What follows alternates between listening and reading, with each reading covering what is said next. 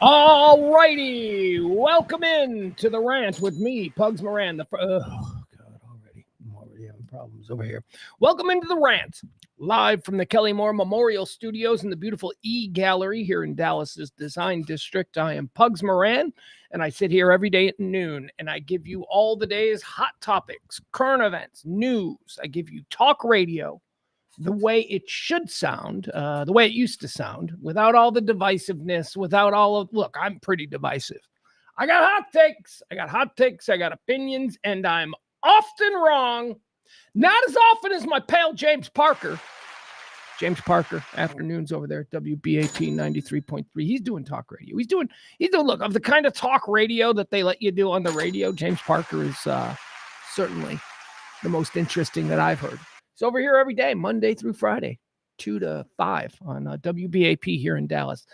93.3 FM. 93.3 FM? I don't know what it is, AM. I don't even know if he's on the AM. I don't care. Who cares about AM anymore? People listening to bad sound. Anyway, I'm often wrong. Not as often as Parker. Parker, yesterday, I called him out on two things that he was wrong about. James Parker and I were talking about doing possibly a live stream last night because the Pugs and Parker live stream is coming back in 2025. First one of 2025 will be probably this Wednesday night, I'm thinking. Anyway, Pugs and Parker is coming back. Longtime staple here at Radio Misfits, radiomisfits.com, Radio Misfits Dallas. Pugs and Parker, we used to do that show every night at 9 o'clock. Then he got his big-time radio job, left me in the dust. Happy for him. So we're talking yesterday, and I said to him, I go, yeah, so maybe we ought to do a stream tonight. This will be fun. We'll talk about this whole, the New Orleans thing. And at this point, they hadn't yet canceled the Sugar Bowl. And I go, what's interesting is that they're having a meeting right now at the hotel, the NCAA and FBI, and they're discussing whether or not to cancel the Sugar Bowl that was supposed to go on yesterday evening. And James Parker, WBAP, immediately goes, that ain't gonna happen. Oh, I'm so tired of these, but they ain't gonna cancel that. And I'm like, dude, I think they might cancel the Sugar Bowl. We hung up. I called him back 10 minutes later. I go, you idiot, they canceled the Sugar Bowl. Same guy who's like, that's never gonna happen. I had to, in that moment, remind him of, we were doing an episode of Pugs and Parker the night that the Ukraine-Russia war broke out. You remember that? Nah, probably not. But we were talking about it on that night, and I said to him, I go, this is a mess. I go, this is going to go on forever. And James Parker, same guy who said they wouldn't cancel the Sugar Bowl, James Parker goes, on the night the Ukraine-Russia war started, he goes, this is going to be over in a week. You people. And he said it so confidently and so articulately in the way that skilled radio liars do. He was so confident. This will be over in a week. And I'm like, dude, this is not going to be over in a week. What is wrong with you? This is going to be. And it wasn't. Well, he did the same thing with the Sugar Bowl. So I'm talking to James last night, and he's wrong. I'm wrong. We're all wrong. And we're all wrong together every day, Monday through Friday here on the show. How does this show play out? It's performed by yours truly as a stream of consciousness, which is just me talking by myself. No breaks, no commercials, no songs, no let's check traffic, no here's a tease, we'll be right back. None of that. No, just a stream of consciousness. Whatever is next in my head, I say.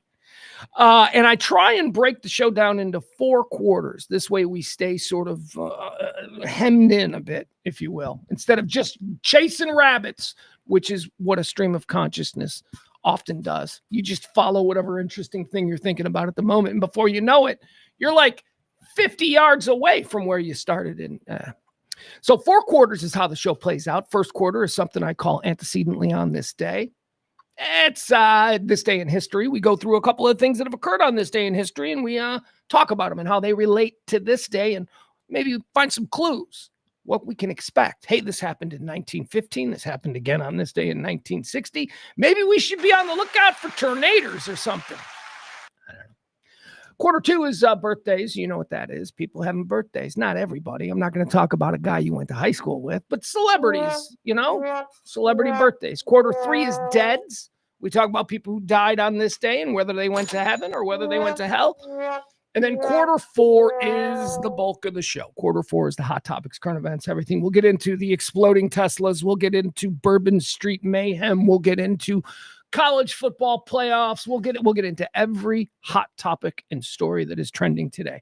Today's show, the first of 2025. Huzzah!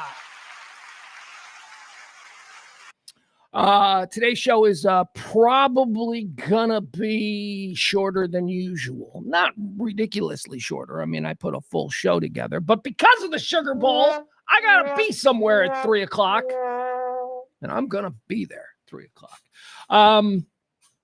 Yeah, so that's it. That's what we do.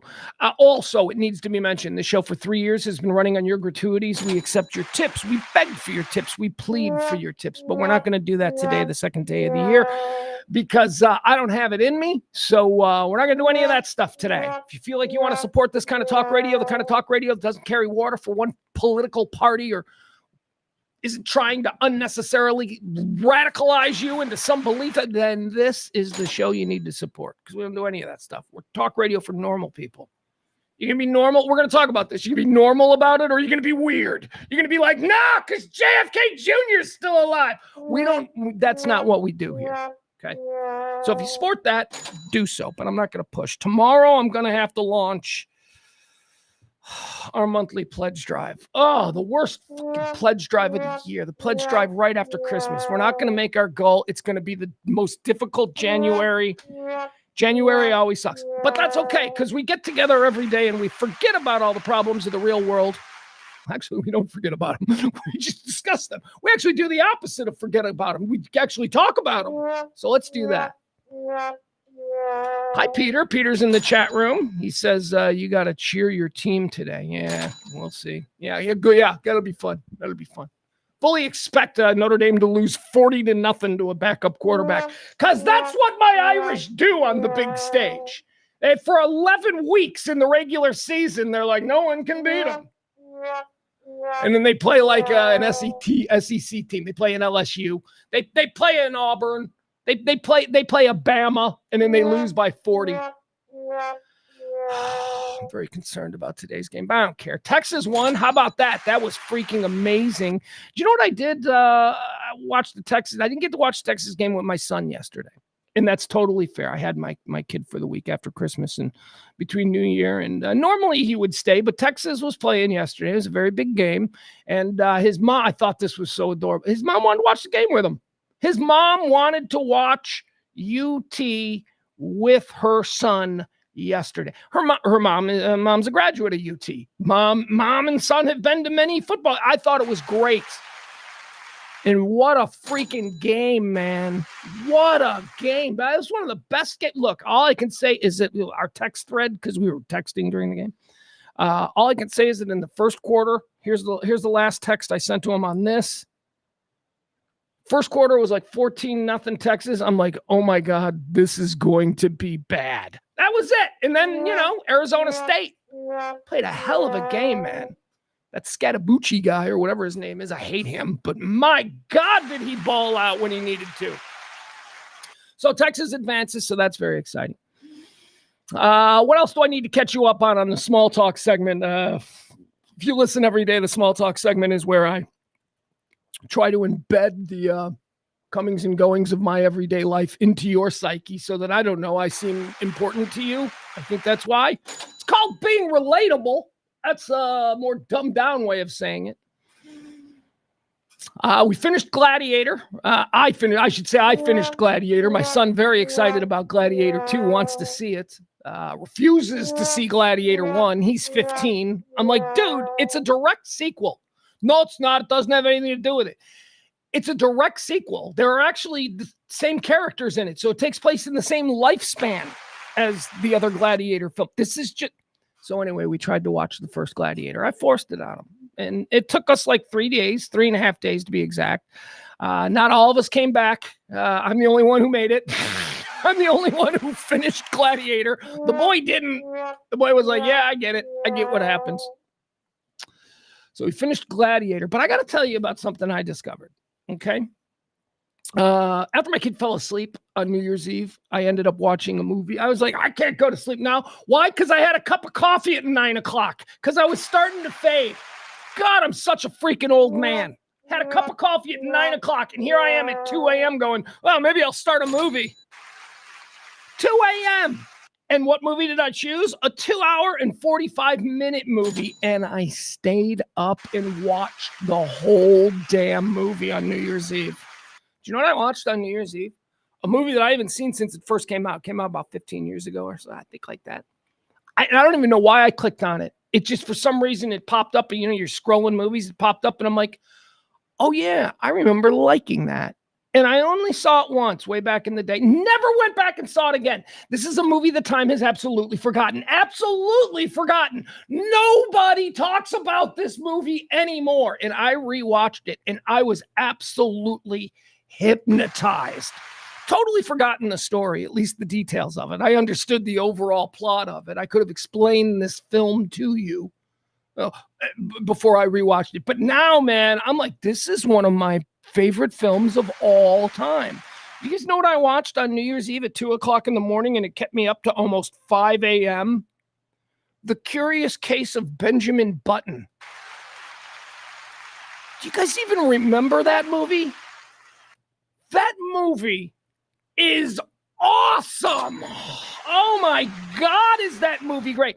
How did Brad Pitt not win a shit ton of Oscars? Well, I guess you could only win one, Best Actor. How did Brad Pitt not win Best Actor? I have no idea. That was so good. David Fincher. It's a David Fincher film. I'm like, this movie is so good.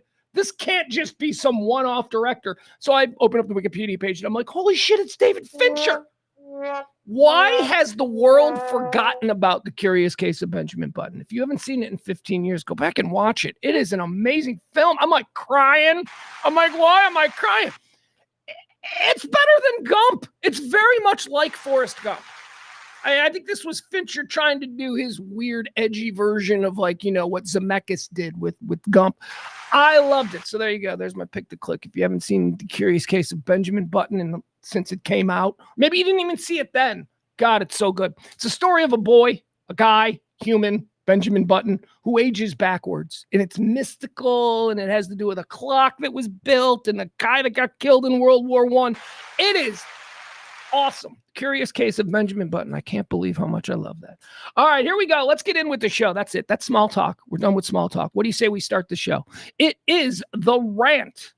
The first rant. January 2nd. Let's say it, because I put it wrong on here. Oh, yeah. On my script, I got it written as 2024. It is not, ladies and gentlemen. Welcome to the party 2025. Huzzah! It's going to be a great year. It's going to be a great year.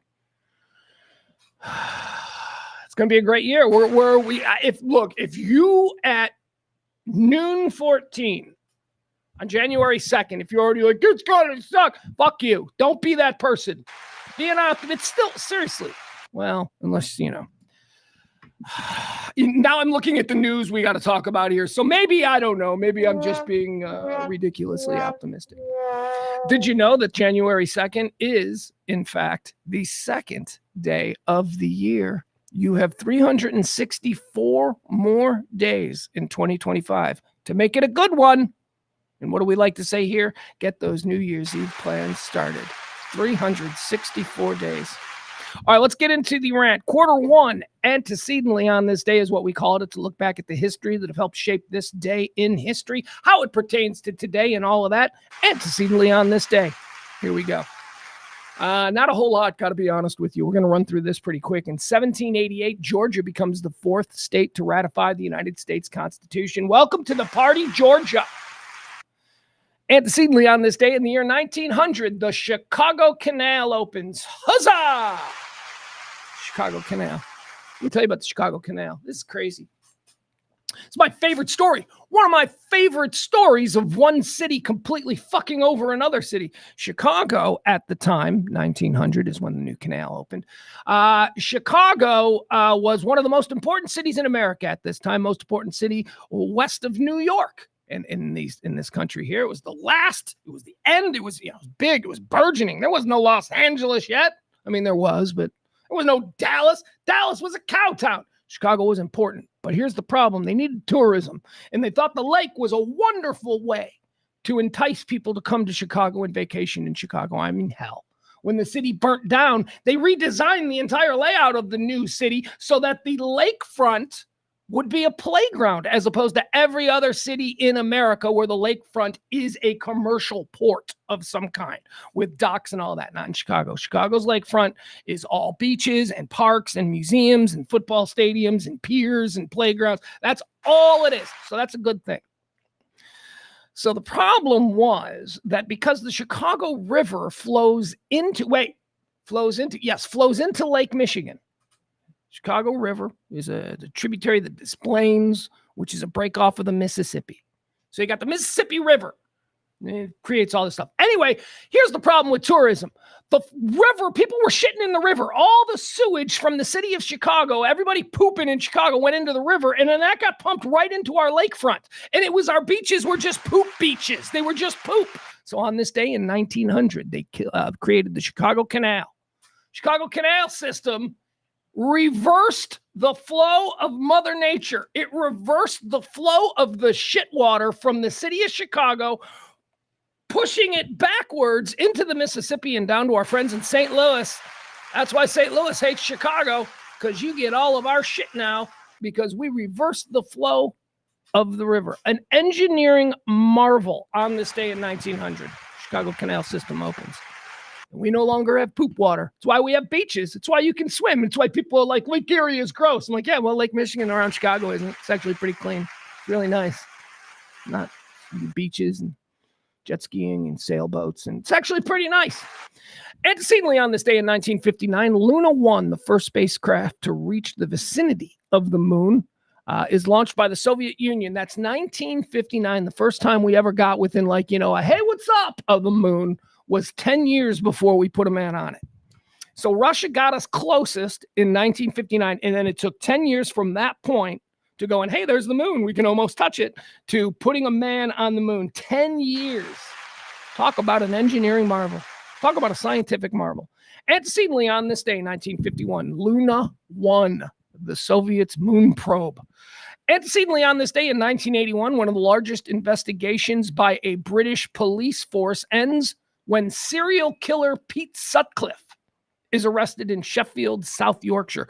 We don't know much about Pete Sutcliffe. I've seen documentaries on him. This guy was in the world of serial killers, this guy was one of the tops. He's a first ballot. But again, he wasn't killing people in Kansas in the 1980s. So here in America, we don't really recognize the Yorkshire Ripper.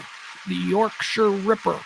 On this day in 1981. All right, that's going to do it for Antecedently. Let's do some birthdays. Bonham, bonham, bonham. They claim it's their birthday. Bonham, bonham, bonham. I don't know. That's what their publicists say. Here's a bunch of celebrities who claim that here's a bunch of celebrities who claim they were born on this day. Born on this day in 1940, Jim Baker. Baker with 2 Ks. Jim Baker. Who's Jim Baker? Is he the former diplomat? Is he the former public servant? Cabinet Secretary Jim Baker? No, he is the evangelist Jim Baker. You know, the guy who was okay. Let's break this down. Jim Baker and Tammy Faye Baker. Okay, Jim Baker and Tammy Faye Baker. They had Heritage USA, right? That's what that was. That was a theme park and a resort, and they used to do their Jesus Loves You show from there, and it was a big thing. And Jim Baker would always cry, and he had weird hair, and Tammy had crazy makeup. But Tammy's awesome. Don't get me started on Tammy Faye Baker. That woman is awesome. Was awesome. She's gone now. That woman was great. She was so sweet. Anyway, moving on. Jim Baker's a scumbag. He was born on this day. Screw him. Guy who decided to manipulate people by, leveraging their faith in God and all of that stuff. He's a piece of garbage. Jim Baker, born on this day in 1940. Can't believe he's still alive. Speaking of this, here's a guy. He is dead, though. I think he's dead. Hold on. I'm going to make sure he's dead. Thought he died. I want to say I think I did a shot to his death. He is not dead. He is still alive. Wow. All right, I bet he wishes he was dead, because born on this day in 1942, former United States Speaker of the House of Representatives, Dennis Hastert. Dennis Hastert! Oh, that great bastion of family values and Christian conservativeship, and he's a coach, and he's a right-winger, and Oh, he also molested like hundreds of kids. We don't talk about Dennis Hastert anymore.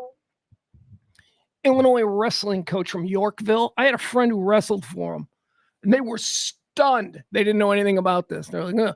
Apparently Dennis Hastert, before he got into Congress, he was a wrestling coach at Yorkville High School in Illinois outside Chicago, and he basically had, he's a pedophile. There you go. That's all we need to know. He's a pedophile who rose to Speaker of the House. What we don't know. We don't know if Mike Johnson's a pedophile. He ain't been caught. Dennis Hastert got caught. We don't know that Nancy Pelosi's a pedophile. She didn't get caught. Imagine that. A pedophile rose to Secretary or Speaker of the House. That is amazing. Screw you, Dennis Hastert. I was hoping you were dead. Here's another guy I thought was dead. He's not dead. And I'm glad that he's not dead. Although I have heard some pretty alarming things about this fellow recently. All right, good. He's not dead. I just clicked on his page. He's not dead. Ladies and gentlemen, born on this day in 1947, the great Jack Hanna. Jack Hanna. You guys know Jack Hanna? Here he is. You know what? Jack Hanna deserves your picture. Jack Hanna was, for Gen X, boom, there you go. Jack Hanna, ladies and gentlemen. For Gen X, Jack Hanna was the guy that brought animals out to talk shows. Like, I guess the generation before us had Joan Embry. Like Joan Embry from the San Diego Zoo was always on with Carson. Around about the 80s, Joan had run her course. So they introduced, it was Letterman, I think, who introduced us to the curator of the Columbus Zoo in Columbus, Ohio. The Columbus Zoo, I don't know that it's a very important zoo, but I'm certain that the reason Jack Hanna was chosen to be the animal expert on Letterman was because he was so likable. Look at this guy. So likable, a little bit dim-witted, right? Like the fun part of Jack Hanna, whenever he would bring animals out on Letterman or whatever, was that you weren't completely sold that Jack Hanna had complete control over this animal. Jack Hanna always let you think that, yeah, this is my first day working with a tiger. I'm not sure you're supposed to put your hand that close to his face. Like that was Jack Hanna's appeal. He's great. And like I said, I thought he was dead. He's not dead. Apparently he's going through some really bad stuff, Alzheimer's, or whatever it is. So good thought to Jack Hanna, a guy who made a lot of people happy, made me laugh a lot. I always loved his animal segments. Jack Hanna, born on this day, an American institution. Let's just go ahead and say it. Born on this day in 1947, American zoologist and author. Born on this day in 1947. Here's one, a little one for the locals. Okay, how about the great Calvin Hill? Born on this day in 1947. Dallas Cowboys running back, of course, father of Grant Hill, local Dallas luminary. He also played for the Redskins, which is weird. He played for somebody else too? I don't know. Calvin Hill, born on this day in 1947. Happy birthday. Here's another one of local interest. Also a running back. Didn't play for the Cowboys, though. I don't think he played for the Cowboys. Played for the Patriots. I know that because we beat the snot out of them in Super Bowl 20. Craig James, ladies and gentlemen. Craig James, born on this day in 1961. Craig James, running back, legendary running back. No, so it was like he's legendary running back for SMU. But no, he's not the legendary running back from SMU. He's just the guy who shared a backfield with Eric Dickerson. I don't really know how good Craig James was as a running back. I know that we kicked his ass in the Super Bowl. All right, moving on. Happy birthday, though, Craig James. Born on this day in 1961. Born on this day in 1967. Oh, this is going to take a little investigative research. Born on this day in 1967, ladies and gentlemen, Tia Carrera. Remember her from Wayne's World? Ballroom Blitz. Wayne loved her. What was her name? I can't remember her name. She also did a bunch of things. She was like a hot chick who they stuck in movies so that 19-year-old boys would go to movies. That was all. She was like one of these forgettable hot chicks. But Wayne's World is really where we know her from. Tia Carrera, what's she look like now? Well, she looks like Tia Carrera.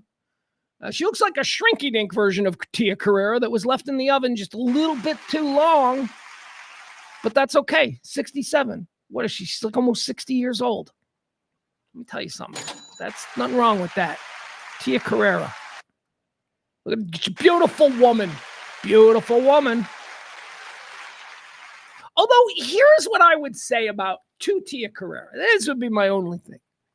She looks like Tia Carrera just 30 years later, right? Like, you should evolve your look. Like I don't think she should still be trying to look like, was it Cassandra? Wasn't that her name? Cassandra from Wayne's World. She was lead singer of this rock band. I don't think she should still be trying to look like Cassandra. And this is from 2024, this picture that we're looking at. I think she's still trying to look like Cassandra. Lose the hair, baby. You're old. You could do the short mom cut. I bet you would look very good. You're an attractive woman. Ladies and gentlemen, happy birthday, Tia Carrera, born on this day in 1967. Born on this day in 1975, one of my favorite talkers. God, he's great. And you know what? I love his podcast. I just love his podcast. It is, he's my favorite podcast host. I'll say that. I don't know, his podcast is my favorite because, guest selection is a little weird sometimes. But he's my favorite podcast host. I would listen to him do anything.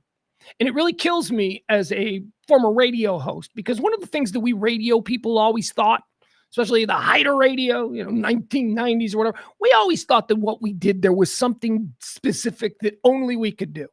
And that, yeah, sure, you could be a movie star or a rock star, but you could never do this. Well, I'll tell you, podcasting has proven that wrong.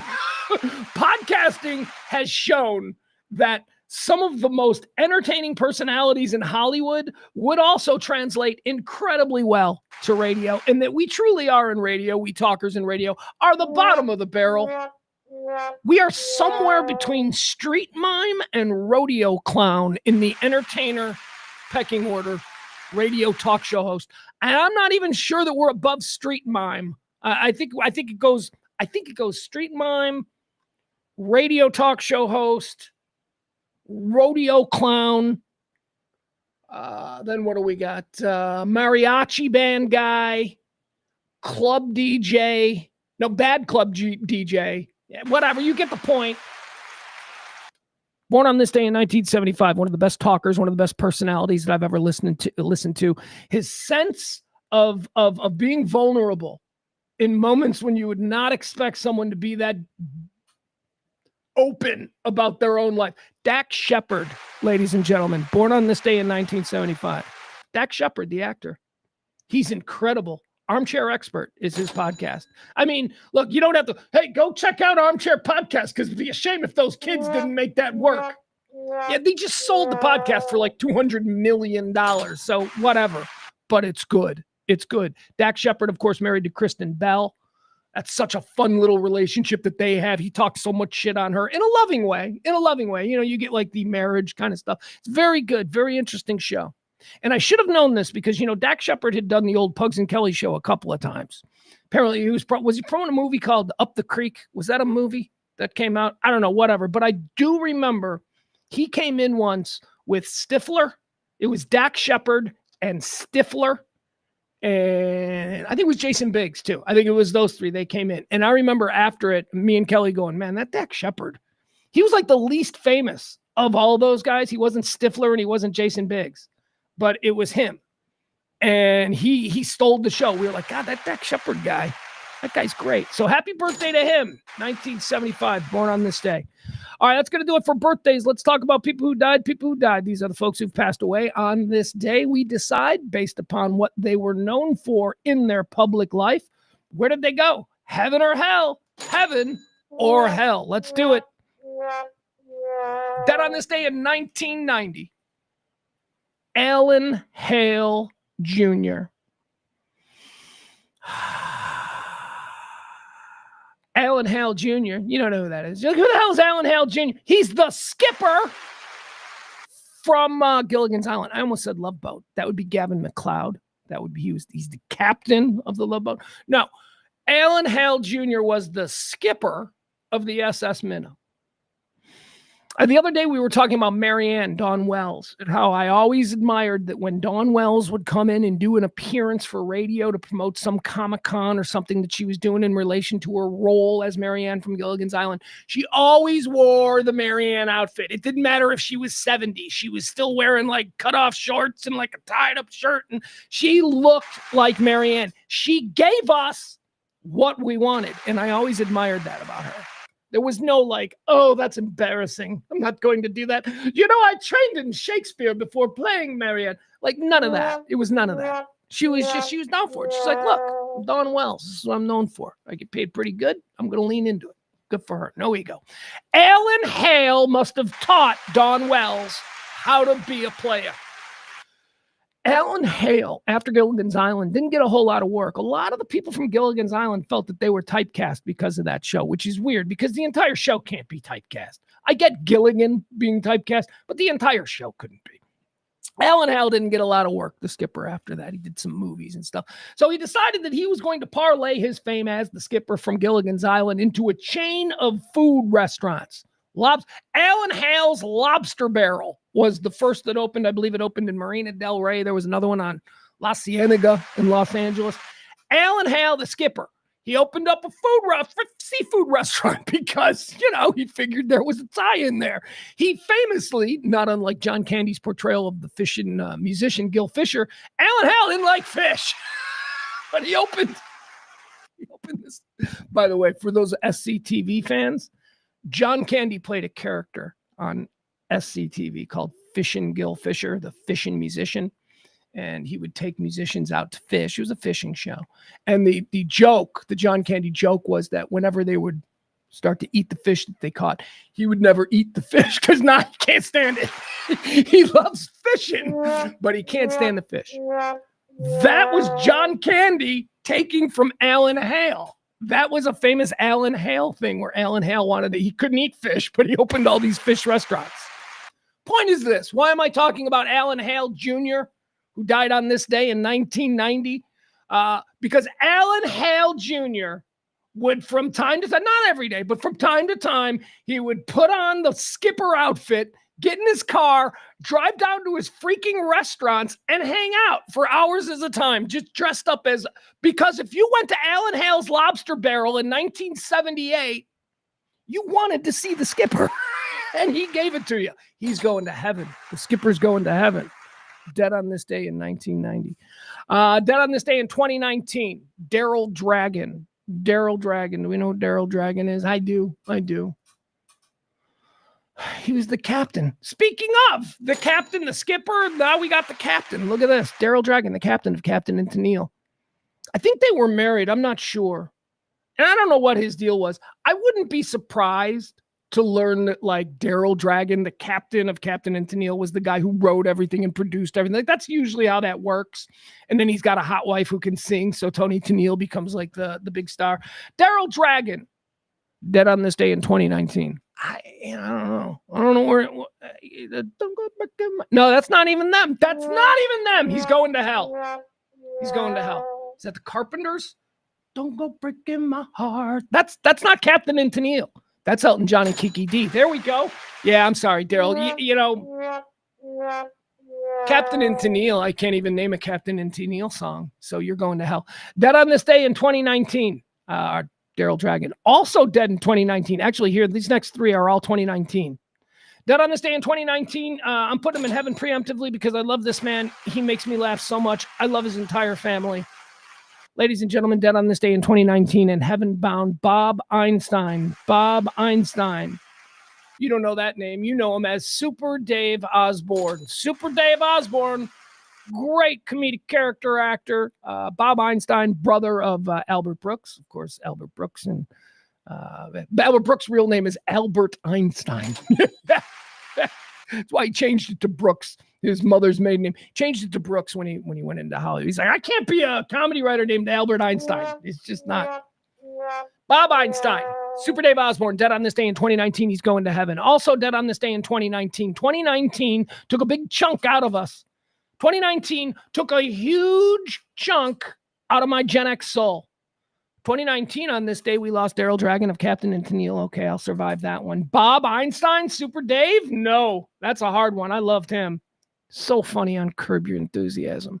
If you think Bob Einstein was just Super Dave Osborne, you need to watch Curb Your Enthusiasm and his portrayal of Neil Funkhauser, one of Larry's best friends. Neil Funkhauser is so funny. He's so funny. Bob Einstein was funny. And then also on this day in 2019, they took Gene Okerlund, ladies and gentlemen, Mean Gene Okerlund from the WWE. When I was into wrestling, you know, when the local wrestling, I remember Mean Gene from like the late 1970s, early 80s doing that Midwestern wrestling stuff. You know, the Midwestern, you guys down here, you guys had a great, incredible, historic scene down here with the Von Erichs and all that. But in the Midwest, you know, we had like a whole different thing. We had Minnesota, Milwaukee, St. Louis, the Dakotas, all of these like, you know, rural, cold places. So Mean Gene Okerlund was our guy, like Windy City Wrestling and all that, or whatever it was called. I remember it was Mean Gene, and then all of a sudden he gets the big bump up to the WWE, and he's a big star, and we love Mean Gene Okerlund. I think it was Randy Savage who gave him that name. I think it was Randy Savage back like in the early 80s that first called him Mean Gene. We're putting him in heaven. Mean Gene Okerlund goes to heaven. All right, running it down for today. The deaths. Alan Hale goes to heaven. Daryl Dragon of Captain and Tennille. We put him in hell because I don't really know Impact means. Bob Einstein, Super Dave Osborne. We put him in heaven. Dead on this day in 2019. And, of course, Mean Gene Okerlund also goes to heaven. Mean Gene of WWE fame. Sports bras are here. AWA. Is that what it was? AWA? I don't know what AWA is. What is that? Is that the Dallas thing or is that? I don't know what you're talking about. I don't remember what was what when I was 9 years old. Peter says, love will keep us together. Captain and Tennille. Love will keep us together. Yeah, not enough to get me to take him out of hell. Muskrat Love, Jeff Ballard reminds me. Daryl Dragon, the Captain and Tennille did Muskrat Love. Muskrat, fuck that song. He's in hell. If he wrote Muskrat Love, he's absolutely in hell. All right, let's get started. Let's roll through. Let's talk about all the things that are happening in the world today because that's what we do here on this show every day at noon. I sit down with you and we all talk about everything that's happening. Let me get a drink of my Gatorade, my red Gatorade. You might notice I'm wearing a jacket today. Usually it's just the black shirt for consistency. I wear the same thing every day. I'm wearing a jacket because it's cold. It's cold, man. Yeah, I know. Born and raised in the Midwest. I come down here to Texas January 2nd. I'm like, it's cold. What is it? What is it that I'm complaining about it being cold? Let's see. What is the temperature currently in Dallas, Texas? Let's see. It's going to get cold. I don't know about for us. Well, it will get cold for us, but, you know. But for like, if you're in the north, if you're like in Chicago, if you're in St. Louis, if you're in Indianapolis, Detroit, Buffalo, Cleveland, oh man, it's going to get cold. 59 degrees. It's 60 degrees right now in beautiful sunny Dallas, and I'm cold. All right, let's get started. Here we go. First of all, Happy New Year to everybody. I hope you enjoyed your New Year's Eve. I certainly did. Watched Benjamin Button. I told you about that. That movie was great. My son woke up in the middle of it. He's like, what are you watching? And I'm like, that's Brad Pitt. And he looked at like Brad Pitt in the Benjamin Button makeup and he goes, it's weird. And he rolled over and went back to sleep. And I'm like, yeah, all right. We were sleeping in the same. It was New Year's Eve. We were hanging out. Woke up on New Year's Day. And it's because I was watching Benjamin Button that my alerts were ignored at 4 a.m.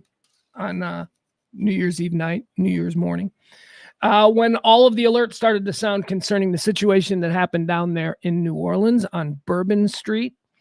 A dude in a pickup truck. We've all seen it. Like we get to this point where it's me talking about it. I'm not going to give you any news you don't know. I mean, I'll tell you some of the things that I heard. I'm not going to show the video. I don't want to show the video. You can find that video anywhere, man. Talk about bad vibes. It was a terror attack. Thank God.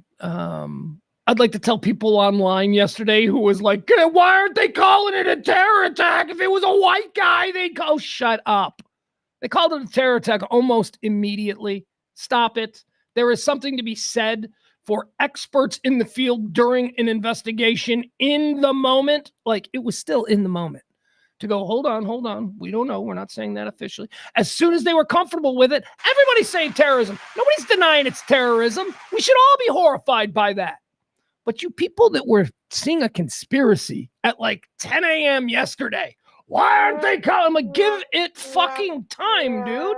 Give it time. And, by noon, they were all openly calling it terrorism. It was terrorism. This is absolutely real terrorism. ISIS-inspired terrorism. This is the kind, remember, I say whenever these horrible situations happen, we have to compartmentalize them. We have to look at them for what they are. The most frightening box that I put these things into is the pure terrorism, fundamental, Middle Eastern inspired, Allah is great terrorism. I hate that stuff. That's the 9/11 stuff. That's, that is sort of when you think of, the guy that walks into a mall and just starts shooting people, you think that that's that guy, right? Okay, so there's one box. The other box is just the crazy fucking white dude who's given up on life, okay? That happens a lot. Well, best case of that is the dude in Las Vegas at the Mandalay Bay, who is just, it's domestic terrorism. It did create terror, but that's a different box.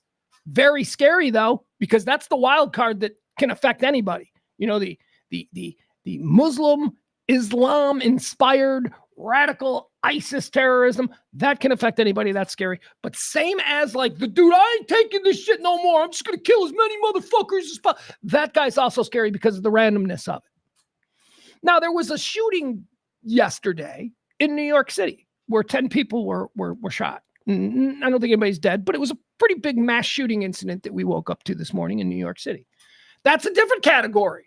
That is not, Allah is great, I'm going to kill anybody who happens to be in range of my bullets. That's not that. That was a bunch of idiots who are tough because they got street cred and they had guns and they were partying in a club, and it was that. That is different. That is not as scary to me because I ain't going to be in that club at 3 a.m, okay? I might be at the mall when Abdullah decides he's going to take out, JCPenney. I might be at the mall for that. I might be at a concert in Vegas when, whoever that guy is decides that, he doesn't like the way life worked out for him, so he's going to kill 100 people or whatever. I know it's probably more than that in Vegas. Those scare me. But again, the New York type shooting, that doesn't scare me. Whenever you hear there was a backyard party and there's 5 dead, that doesn't scare me. I'm not going to be at a backyard party in the hood celebrating Jamal's college graduation, okay? I'm not going to be there. That doesn't fucking scare me. This shit in New Orleans, that shit scares me. That's the random, I'm taking anybody out. Let's focus on that kind of terror. Let's not get all spun up every time some 2 groups of gangbangers cross paths and people that's crime. That's violent crime. It is indicative of our society and is due, in fact, to a lot of things that we have done years ago to build the society that we have now. That ship has sailed. That's just violence. This other shit, though, we got ISIS back now. We got this dude. And by the way, here's the other thing. He's an American. Worse yet, he's a Texan. He's a native-born Texan, this guy. Served in the military, right? He was in the army. Got a bitch ex-wife. That's one of his deals. He's got his wife is like, not letting him see his kids. He's got financial problems. He was born in this country, a native citizen of America, born here in Texas. And somehow this guy feels that shit didn't work out the way it was promised. And so now in 42, I think. Now at 42, he's going to embrace his Islamic culture and he's going to this isn't about anything like this. Is about a loser, a fucking loser who's mad at the world. But yeah, it doesn't lessen the idea that it's ISIS inspired. It's absolutely ISIS inspired. I don't think this guy was, sent to a training camp or anything like that. But that's the danger of propaganda. He's been radicalized, obviously, I think, through propaganda. But I don't think he's legit. I think that if he had a better job here in Texas and his wife hadn't left him or whatever, he might be just, a normal dude. So I have questions about this guy. What else do we know about him? Rented the truck. Now I'm going to get into the other story and whether or not they're connected. And that's, of course, the Tesla story from Las Vegas. But he rented the truck from this truck rental app, which sounds like a good idea until today when we're like, oh, you can, if you want a truck bomb, just use this. He's used all the apps. This dude, the dude down in New Orleans, he used Airbnb. He was Airbnb-ing. He was Turoing his car. Oh boy, the apps, they've made life easier, even for terrorists, apparently. What else do we know? We do know this, at least as far as the connection to the other one. And we'll talk about the other one here in a second. The FBI is now saying there is no connection. That's not stopping the people online, though. People online got it all figured out. The FBI doesn't see a connection. I don't see a connection either. But what do I know? I'm just an observer. They don't seem connected. We'll talk about the other one. What else do we need to know about the New Orleans attack? Okay. So early on yesterday, there was, and this was legitimately released in a briefing report by the investigative bodies sent this out to the media yesterday, early going.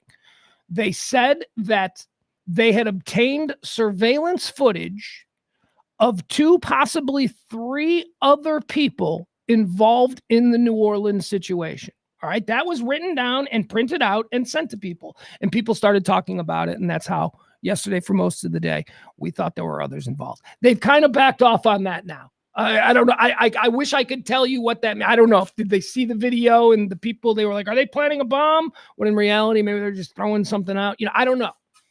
But as of right now, and I watched the FBI briefing this morning, they're focusing exclusively on this dude from the Houston area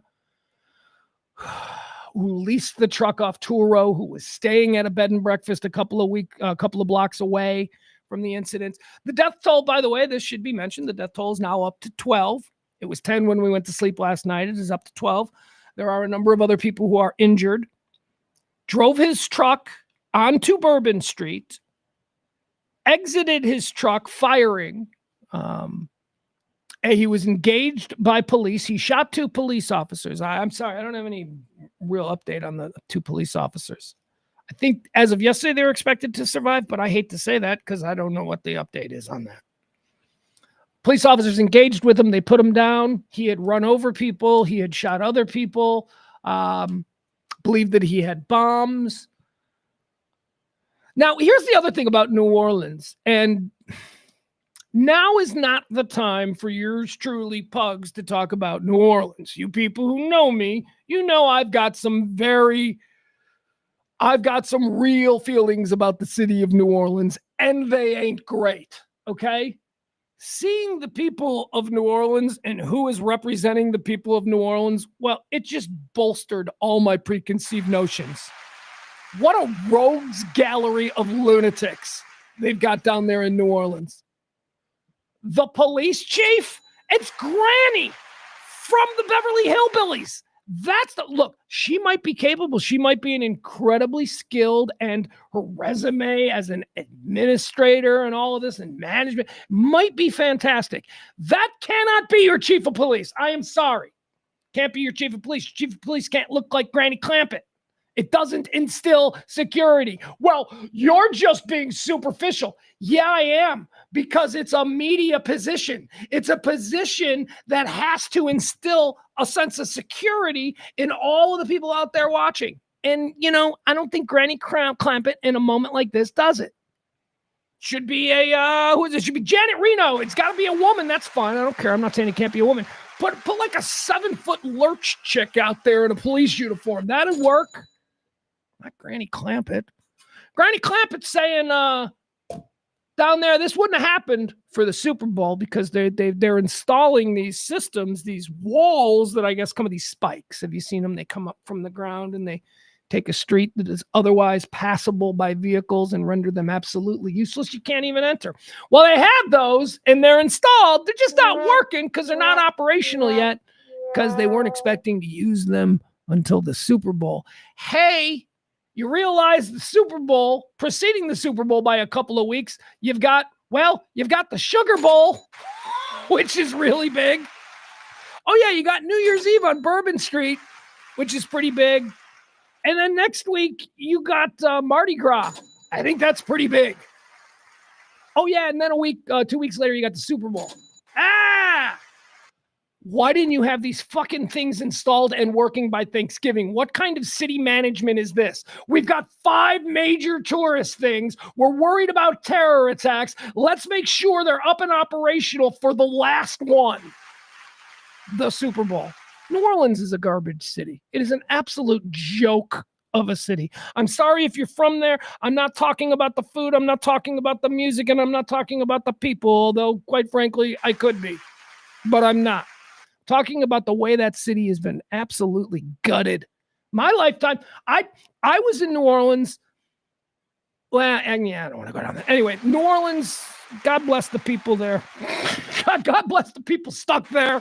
I feel very similarly about the people of New Orleans as I do the people of Gaza. If they could be anywhere else, they would. And most of them did get the hell out after Katrina. Hell, I know a lot of people here in the Dallas, Fort Worth area who are transplants who came after Katrina. Anyway, looking at that rogues gallery of representation there, it's no wonder to me why that city and that state is just so gross. Oh, and all right, I will talk about the food. Hey, New Orleans, you know your cuisine that you're so lauded for and that you love? Yeah, it's just burnt fucking fish, dude. It's just burnt. No, yeah, that's what we call that. That's what we call blackened. Shut the fuck up. It's burnt. That's burnt fish. I ain't eating it. Sending it back. Can you batter it and pan fry it? Can we pretend it's Wisconsin and get some normal fucking fish in here? Goddamn New Orleans. And your music. Your music is garbage. All right. But other than that, they had a really terrible thing happen. And look, man, I mean, add New Orleans to the list of great American cities that have seen, these kinds of horrible thing. Can't stop them. I don't know how you stop them. Well, you put poles in the ground. That's one way. Yeah, I guess we could have stopped that, but we didn't.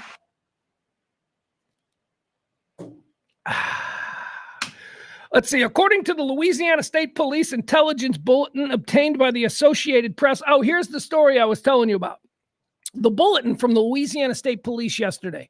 The bulletin said, relying on preliminary information gathered soon after the attack, the bulletin cited surveillance footage that it said showed 3 men and possibly a woman placing. Isn't that the way in 2025? You can't be sure. You don't want to misgender a terrorist. That's 2 men, and that other one, we don't know. It's 2025. I don't want to, misgender. The bulletin said that it showed 3 men and possibly a woman placing one of the devices, but federal officials did not immediately confirm that detail, and it wasn't clear who they were or what connection they may have had to the attack, if any. Again, they saw people doing something in the garbage, and early reports said that they were placing bombs, but again, now they're like, hold on, we actually don't know what they were doing. The Sugar Bowl got canceled. More on that later. The Sugar Bowl was supposed to take place yesterday evening. It was the culmination of the big New Year's weekend, and it wasn't even a weekend, it's the middle of the week, but the New Year's week of celebrations culminating with the Sugar Bowl to be played yesterday. That was canceled. They needed 24 hours. They weren't sure what they were looking at. James Parker thought there was no way that they were going to cancel it. I said, they probably will. I was right. I swear to God, me and Parker should do a show together. Like, you know what I mean? Like, we do. Pugs and Parker coming next Wednesday and every Wednesday evening in 2025. So where was I? What was I talking about before I got distracted by Parker? New Orleans, the other thing, they don't instill confidence down there. This could happen anywhere. Horrible thing. I don't like New Orleans. All right, I did all of that stuff. I do like my friends in New Orleans, though. I got a bunch of friends in New Orleans. I do like them. And every time I talk to them, I say, you getting out of New Orleans yet? I love it, Pugs. I don't know what you don't get about. Well, Robbie, I'll tell you. Here's what I don't like. Well, Reed, I'll tell you. Here's what I don't like. Well, Bobby, here's what I don't like. All right, let's move on to the Cybertruck, because just a couple of hours after the situation went down, 3 o'clock, by the way, 3 o'clock in the morning is when the truck incident occurred in Las Vegas. About 3 hours later, I think that's what they're saying, but it doesn't seem like it's 3 hours. So it was 6. It was like 8 a.m., right? It was like 8 a.m. in Vegas. Well, I guess that would be 3 hours later if you account for the time zones. Okay. So around 8 a.m. yesterday morning, a Cybertruck, they're so cool. Cybertruck pulls up in front of the Trump Hotel and Casino in Las Vegas, Nevada. A couple of interesting little branding images there, right? You got the Cybertruck, Elon, and you got the Trump Hotel. I didn't even know there was a Trump casino in Vegas. I didn't know. It's good branding for both. Great branding for the Cybertruck, because Elon Musk is already on Twitter today talking about how if it wasn't a Cybertruck, the damage would have been a lot worse. But the Cybertruck is built so that the explosion, so it was kind of like taking weird credit for that, but that's okay. Whatever. He's a weird guy. He's very autistic. He's way on the spectrum. So, he's going to say these things that socially make us go, huh? Because Elon Musk is weird. So a guy rents a Cybertruck, also from Turo, the same app that the dude used to rent the Ford Lightning hybrid that was used in the attack in New Orleans. The same app was used to rent a Cybertruck. Okay, so the Cybertruck was loaded with bombs, homemade shit, parked in front of the Trump Casino and Hotel there in Vegas, and at around 8 something, it explodes. Okay, boom! We got all kinds of cool video of it. 1 person was killed there. 7 people were injured. Nobody was injured seriously. 0 hospitalization. Not even a window broke. Okay, the hotel was fine. Thank God. Thank God this didn't happen at a time when there were like 50 people waiting for valet. Thank God this happened at 8 o'clock in the morning after New Year's Eve, when you got to, in Vegas, when you got to believe that most people are already, done. Even if you go late in Vegas, it's 8 a.m. So I don't know what we're looking at with this Vegas thing. We're going to break it down and we're going to compare it to the one in New Orleans. I know what I'm looking at in New Orleans. I am looking at a dude who was easily radicalized because he's an emotional infant who has 0 control of his ego, and he feels this country owes him something and betrayed him. And he's going to throw a temper tantrum and kill a whole bunch of people.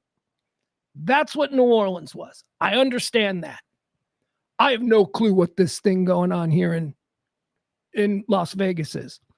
Here's why. The New Orleans guy, although an American citizen and a native-born Texan, and definitely Islamic, Shashum, I don't know his name, whatever. It's definitely not a biblical Western name that I'm comfortable with, so I haven't committed it to memory. Comfortable with. Shouldn't say comfortable. That I'm familiar with. That's it. This guy in Vegas is like all-American, Tell you a little bit about the guy in Vegas. The guy in Vegas is a Green Beret. He's a current active duty special forces operator for the United States military. He's a Green Beret. He was on leave from Germany where he was stationed. This dude was a Green Beret for 19 years.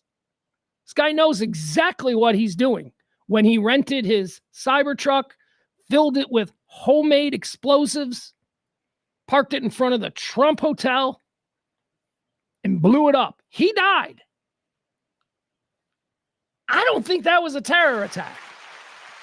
I think that was a dude committing suicide. That's what I think happened in Vegas. So now we've got this whole thing. Are they related? Are we sick? No, I don't think so. Again, because it seems to be 2 completely different motives. They're like, well, they were both American military. No, they weren't. One of them was former military, joined the military like any number of us do. He joined the military. His past history has a stint in the military. Retired a staff sergeant. So he was in the military. But he wasn't military. And there's a difference between military and formerly in the military. Hell, I got friends who were in the Army for 4 years back in the 90s. They would never walk around going, I'm military. They're like, yeah, I was in the Army. The dude in Vegas was military. The dude in Vegas was absolutely currently working military. I think the Vegas explosion. Here, we got some video. We'll show it to you. Why not? I mean, this is not. I'll show you this one. I don't have a problem with this because the only person who dies is the person who wanted to die, and death isn't something that we should all freak out about because it comes for us all. And this is how he chooses to go out on, sort of. I guess I can tell you, sort of. A little bit of admiration for this guy. There he is, sitting there right there in front of the trunk. Oh, look at that Cybertruck. He just parks it right there. There's nobody around. I love that. Who's this? Is this trouble? Is that a person? Well, nobody was killed. So we're good about this. All right, here we go. So no, again, that we can show this because the person who is going to die here wanted to die. And again, I don't think death in and of itself is a bad thing. It's a good thing. It's the next step. Here we go. Boom. Yikes. Look at all the fireworks. He had it packed with boom. That packed with fireworks. All right, so there you go. So that's what it looked like out there in front of the Trump Hotel in Vegas. Again, this guy, interesting. We're going to find a lot about him. I bet you he's got a manifesto. There is no way that he took his leave from Germany, came to Fort Bragg in Colorado. Is that where Colorado is? Fort Bragg? That's where he came from. Anyway, took his leave from Germany, had this whole plan, rented the car, built the bombs. There is no way this dude doesn't have a manifesto. And I promise you that we already know about it. They're just not letting us know because this dude probably has security clearances. This dude is a special operator. He probably knows some things. So we may not ever get to see his manifesto.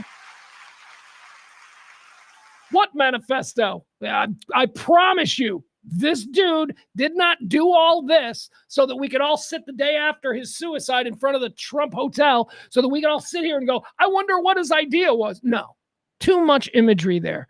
Tesla Cybertruck, Trump Hotel, he's military. Also, here's the other thing with the Trump Hotel thing, okay? It wasn't, I saw people online, another assassination attempt of Trump. Oh, shut the fuck up. Nobody thought Trump was there. Nobody's like, yes, I'm going to blow up the hotel in Vegas that bears his name on the off chance he's staying there on New Year's Day. We know where he was a couple of hours ago. He's down there in Mar-a-Lago. So it wasn't stop with your, this is another assassination. No, it's not. No, it's not. I don't know what it is. I think it's an elaborate suicide. We're looking at a picture of this guy now. Handsome. Yeah, he's definitely a legit badass. I don't know. Anyway, we'll find out more. I am certain about the situation there in Las Vegas. They are saying after wondering aloud, and we got to love that when our authorities do that during press conference, after wondering aloud yesterday whether or not there may be some kind of connection between the Las Vegas and the New Orleans incidents, it does appear now that maybe no, not so much. Hold on, what is this? Is this, we getting an update on the Vegas Cybertruck? Hold on. But I would like to highlight a couple of things. Hold on, let's watch this for a minute. The Cybertruck that are useful to the investigation, and that first and foremost is a military identification. We also found a passport. We found a semi. And if you'll notice on a lot of these guns that we're going to talk about, beyond recognition. Hold on a second, guys. I'm sorry. There's an SLR model B30. I'm trying to pull this up for you. Firearm. Number of fireworks that were still in the vehicle that had to be removed. Notably, we found an iPhone and a smartwatch, and then several credit cards were also in the name of our subject. Our subject is 37-year-old Matthew Livelsberger. He's of Colorado Springs. I'm sorry, I can't find this fucking thing. 22nd of 1987. Now, as you'll see here on a picture God of damn it. driver's license. All right, here we go. Let's watch this. Sorry, I was having trouble finding a clean. And I do still not have confirmation 100% that that is the individual that was inside of our vehicle. And so as I'm calling it now, the subject or person of interest, I will not come back until I have the confirmation through DNA or medical records that this is indeed, in fact, the subject inside of the vehicle. Now, further complicating this identification of this individual, we also discovered through the coroner's office that the individual had sustained a gunshot wound to the head prior to the detonation of the vehicle. One of the handguns was found at his feet inside of the vehicle. Suicide. So an elaborate suicide. Obviously, in how we're trying to identify him, and I'm feeling comfortable to give you this information, is a tremendous amount of substantial evidence to include he rented the Turo vehicle. There are 2 tattoos, one of which was on the stomach and one of which is on the arm, that we can see bits and pieces of it as in comparison to what it is that we now know he had on his body. That has given us a lot of confidence that this is, in fact, the same person. as well as the clearly obvious, which is the credit cards, the military identification, the passport. And then furthermore, as you'll see here in just a very short period of time, we tracked his movements from Colorado to Las Vegas, and in a number of the photographs that we were able to determine, he was the individual that was driving the vehicle. And also, I'd like to iterate this point to you. We still have only ever seen him in this vehicle, and we're not aware of any other subjects involved in this particular case. Now, I would like to acknowledge a couple of things because I know what's going on in the social media world, and there are a number of things in this case This is the fun that stuff. are similar to the attack in New Orleans. We do know that our subject here served in the military. In fact, he's a current member of the military. Both of the subjects served at Fort Bragg, North Carolina. What we do know about that is it's a very large military base, and we have no record that they served in the same unit or even at the same years at Fort Bragg, something that continues to remain under investigation. I also know that they both served in Afghanistan in 2009. We don't have any evidence that they were in the same province in Afghanistan, the same location, or the same unit. Again, something else that remains under investigation. And we also know, of course, that they both used the rental company Turo to rent their vehicles. As far as his military background, it's been confirmed by DOD. That is all circumstantial. I mean, look, I know it all. I mean, you can look at it and go, wow, that looks like they were in the same, they both were at Fort Bragg. What, there's got to only be like 60 people there. No, we're talking like hundreds of thousands of people have gone through Fort Bragg. I don't, it's all very circumstantial. Oh, you're telling me they both use the same car app? Dude, I bet 100,000 people who rented cars yesterday used that app. I mean, it's not, I've never heard of this app before, but I guess it's a real app. So that's all circumstantial, but I can see why people who are trying to gin you up online would connect all of those because they're hoping that you're stupid. They're hoping that you're dumber than they are and that they can manipulate you now into thinking, no, it's totally connected. It all adds up. Doesn't add up, you moron. That he was indeed in the United States Army. He was also a Green Beret operations sergeant who spent most of his time at Fort Carson, Colorado, and in Germany. He was on approved leave from Germany, where he was serving with the 10th Special Forces Group. He was also previously in the National Guard and the Army Reserve. I'd like to point out to you that through exceptional joint investigative effort, we've gotten to a place where we believe we can show you his route to Las Vegas. Yeah, all right. We don't, we're good. We're good. Okay, there you go. That's the press conference being held right now in Las Vegas about the Cybertruck that blew up in front of the Trump Hotel. Let me tell you this. If the New Orleans incident didn't happen, this would be a nothing story. The Cybertruck blowing up in front of a hotel would be a nothing story. It would be a story in the beginning. It would have no legs. It wouldn't stick around. It would be something they would mention, that people would mention. It would get coverage because of the tie-in between Trump and Elon Musk. Nobody died. No damage was done to the hotel. This was a single suicide. The only reason that we are making this into a big story is because it's a companion piece. We've already got our attention drawn to New Orleans. What, another thing? Just a manipulation. They're not related. If the first thing hadn't happened, this is just another Cybertruck story. Do you know how many millions of Cybertruck stories there are every day? Cybertruck blows up, Cybertruck catches fire, Cybertruck this, Cybertruck that. This is not a real story. It's only being treated like a real story, and we're having live streams of press conferences by authorities in Vegas. The only reason for that is because of the New Orleans thing. The New Orleans thing is a much bigger and a much more real situation. This, I'm thinking, and now here I am at 1:10 p.m. on the second day. I'm thinking I'm going to go on record and say that this Cybertruck explosion is a nothing. This is a single suicide. It was specifically done by a guy who probably didn't want a whole bunch of people in body bags. He maybe not a monster. He was looking to go out with a bang. And honestly, if you're one of these Green Beret types, special forces guys, and this is no insult to them, those fucking guys are nuts. in that way. I've got two friends. Pat, I've told you about my friend Pat all the time. Pat is now retired, but Pat was like a serious platoon leader or whatever. I don't even know what they call it, but he was the guy that rescued the Baylor nurses from Syria back in the early 2000s when, 9/11 after that, and there were these nurses that were being held. He led the team that went in. He was a legitimate guy. And I can tell you, he's kind of I love him, but he's kind of a moron when it comes to like that kind of stuff. Like, he wants to die. I used to say as a joke, the way I want to die is trying to punch a bear in the face. That's his line. That's legitimately how he said he would prefer to die. He's like, if I got to die, just put me in a cage with a bear. Let me fight a bear. That's how I want to go out. That's some Viking gladiator shit, man.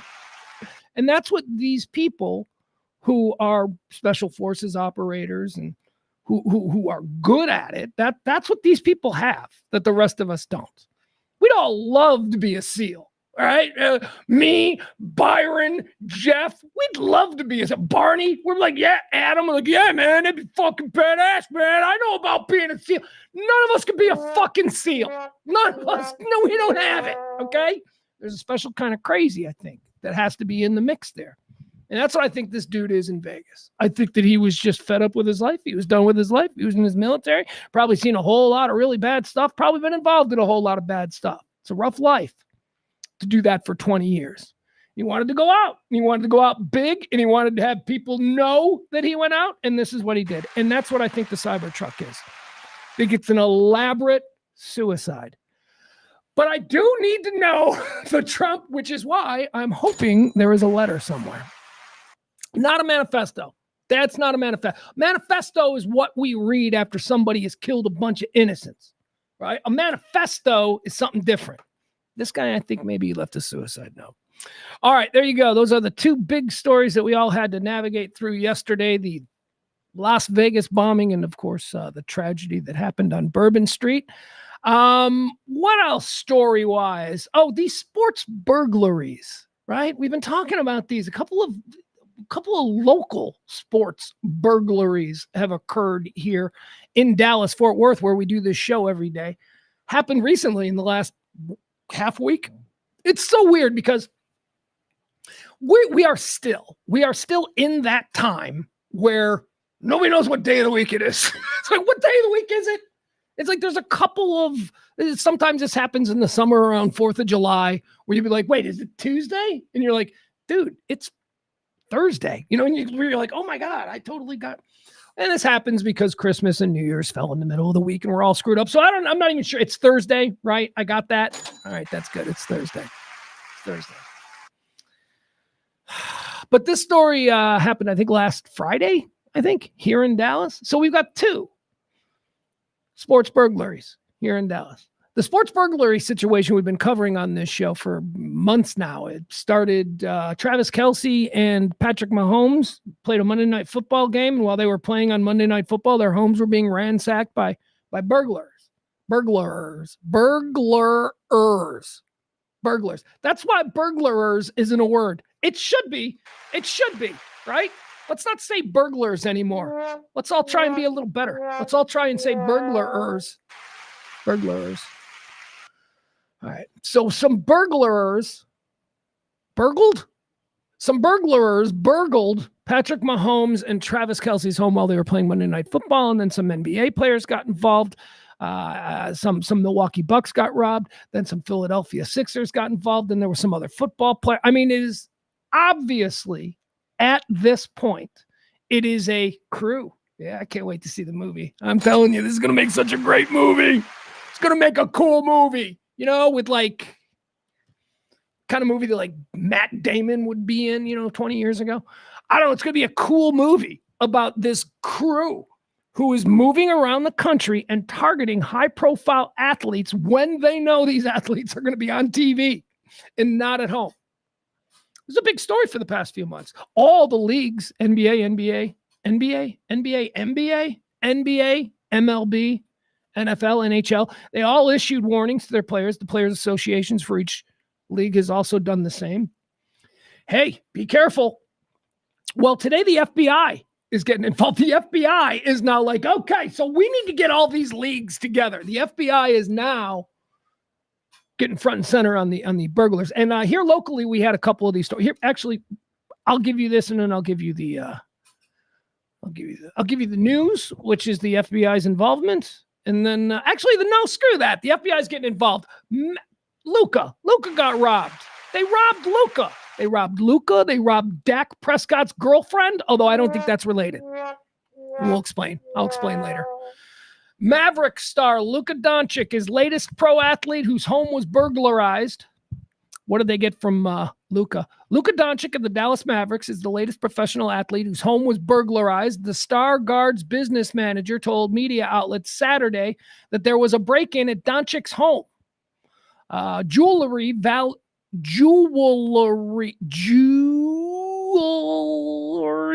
God, that's a hard word for me to say. L's. I say L's. I'll say L's wrong.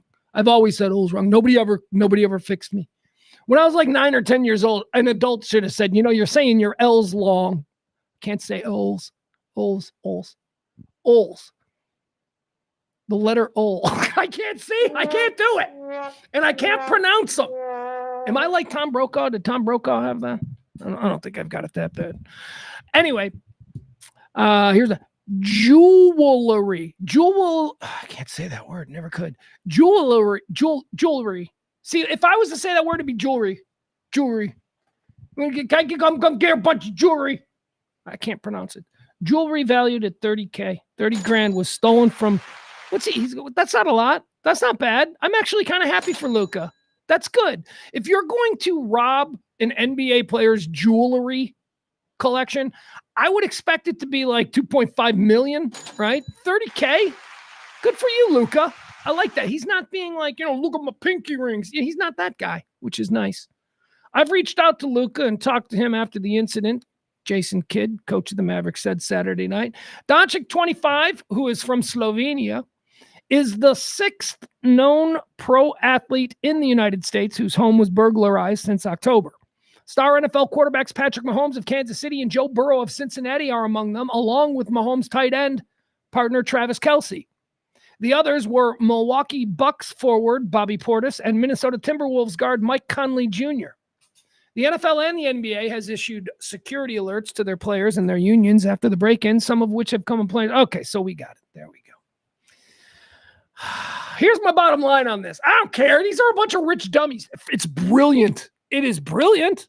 I mean, if you are a criminal mastermind and you're like, you know what? All right, let's put it this way. Here's how I write this movie. I might just write the movie, not even knowing any facts. Just write the movie based on this situation.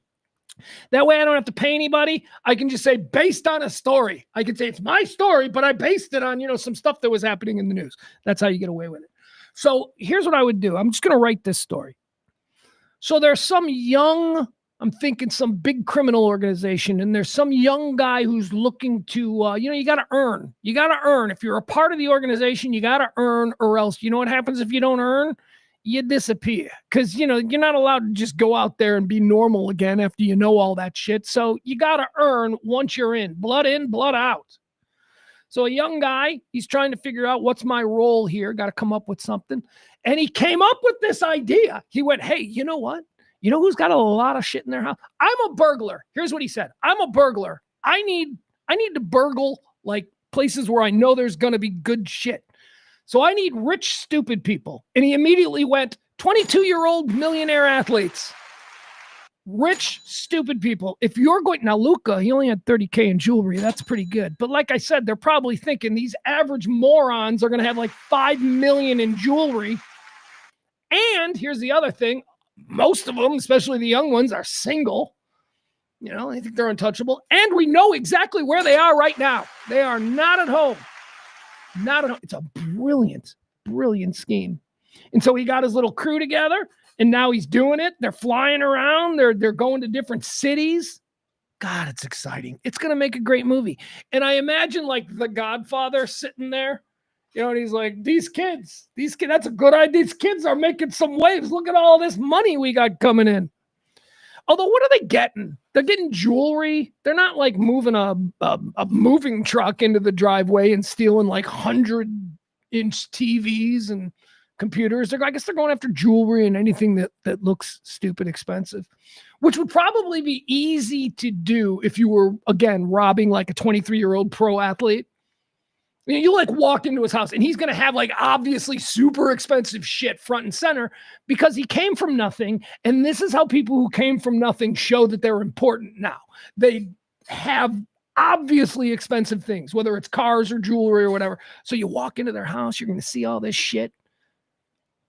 This motherfucker's got 5 Fabergé eggs. Let's take all of Mike Conley Jr.'s Fabergé eggs. I don't know that he had Fabergé eggs, but it's that kind of shit that these dumb kids are going to have.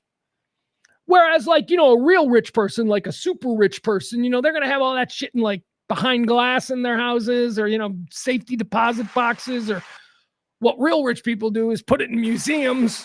That's where they store their really good stuff. So anyway, the sports burglaries are still going on. They got Luka over the weekend. Another person who got stung over the weekend, although I don't think this is related at all, is Dak Prescott's girlfriend.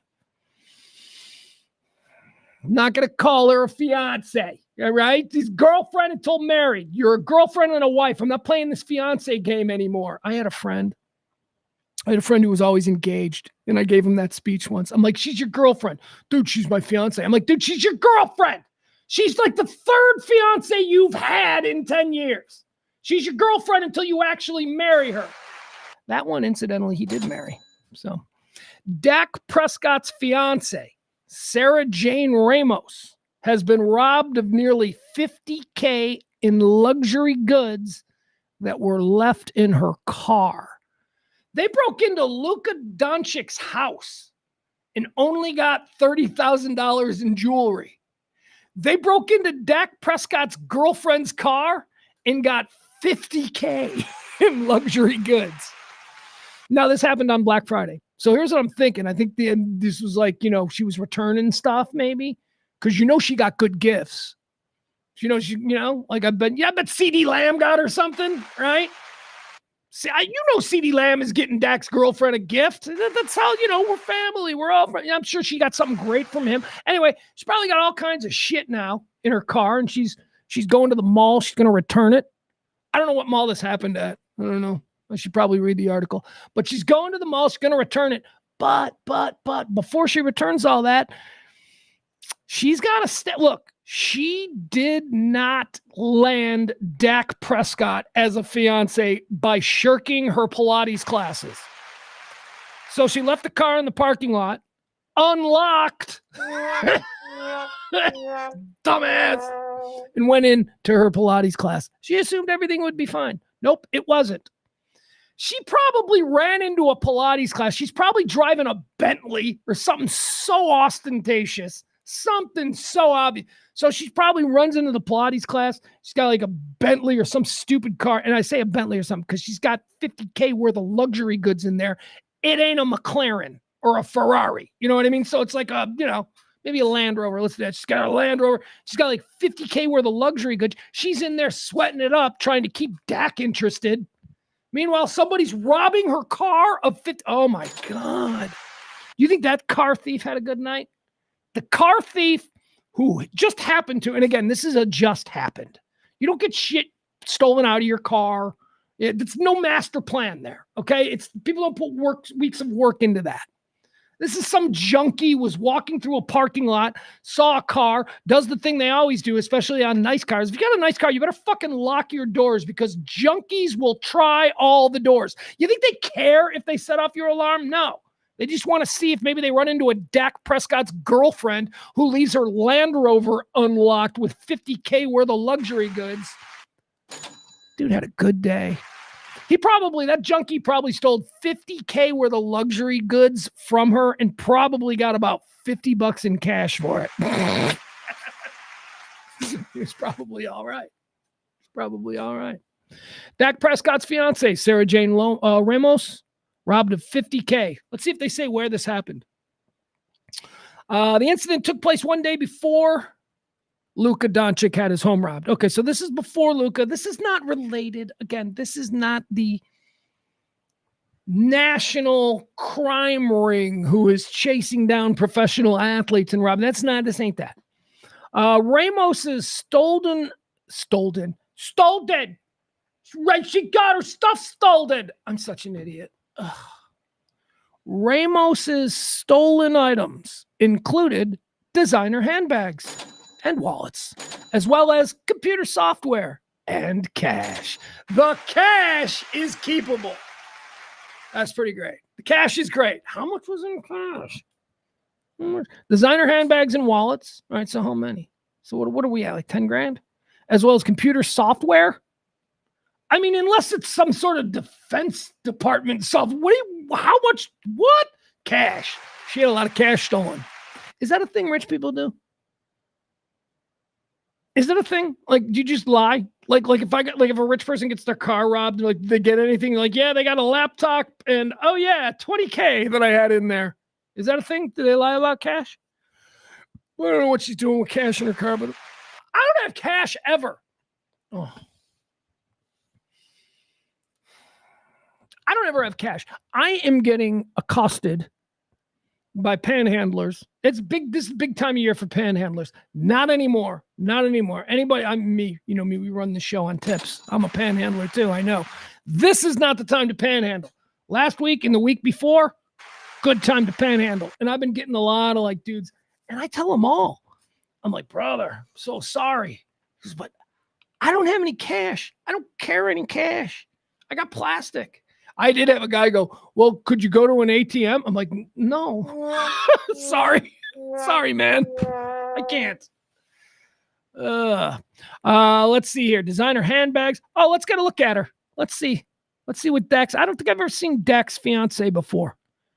I mean, there she is. Let's look at old Sarah Ramos rolling around with like 50K in cash in her car. Look at her. She all right. It's not a great picture. I need to see more pictures. She all right. She's all right. I should be so lucky. But, you know, living in a fantasy world where I can have anybody I want and I will judge them accordingly. All right, let's see here. Dax girl, sports burglary, Cybertruck problems. What else do we got? Man, can we talk a little bit about New Year's Eve? What did you guys do New Year's Eve? Did you guys watch any of CNN? I put CNN. Look, let me tell you, can I be honest about something? I'll be honest. CNN New Year's Eve was good when it was Anderson Cooper and Kathy Griffin. Yep, it was. When it was Kathy Griffin. And I don't like Kathy Griffin. Don't get me wrong. I don't like Kathy Griffin. She was good in that role because she made Anderson Cooper very uncomfortable. And I don't think Anderson Cooper liked her. I think there was like a weird sort of, anyway, years ago when it was Anderson Cooper and Kathy Griffin doing the New Year's Eve thing, that was fun. That was wild and it was unique. What did she do? What did Kathy Griffin do? Didn't she do the thing with like, yeah, Trump's head? Like she took a picture of her holding Trump's head so she can no longer be famous. And so we haven't heard from her since. Okay, so she's gone.